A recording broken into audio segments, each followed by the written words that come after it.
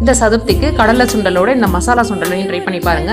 வண்டி கடை சுண்டல் மாதிரியே அச்சு அசலா அதே டேஸ்ட்ல அமேசிங்கா இருக்கும். ரொம்ப சிம்பிளா பர்ஃபெக்டா எப்படி செய்யலாம்னு பார்க்கலாம். அதுக்கு முன்னாடி இந்த வீடியோக்கு ஒரு லைக் போட்டுடுங்க. ஓவர் நைட் ஊற வச்சுட்டு 4 விசில் வேக விட்டுக்கலாம்.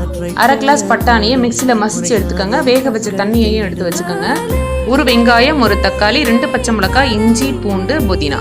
கடாயில் 2 டேபிள் ஸ்பூன் ஆயில் காஞ்சதும் நம்ம அரைச்ச இந்த பேஸ்ட்டை சேர்த்து நல்லா பச்சை வாசனை போக வதக்கிக்கலாம். 1/2 ஸ்பூன் மஞ்சள், காரம், தனியாத்தூள், உப்பு, கரம் மசாலா இது எல்லாத்தையும் சேர்த்து நல்லா வதக்கிட்டு நம்ம வேக வச்ச பட்டாணி, மசிச்ச பட்டாணியும் சேர்த்து நல்லா மிக்ஸ் பண்ணிக்கலாம்.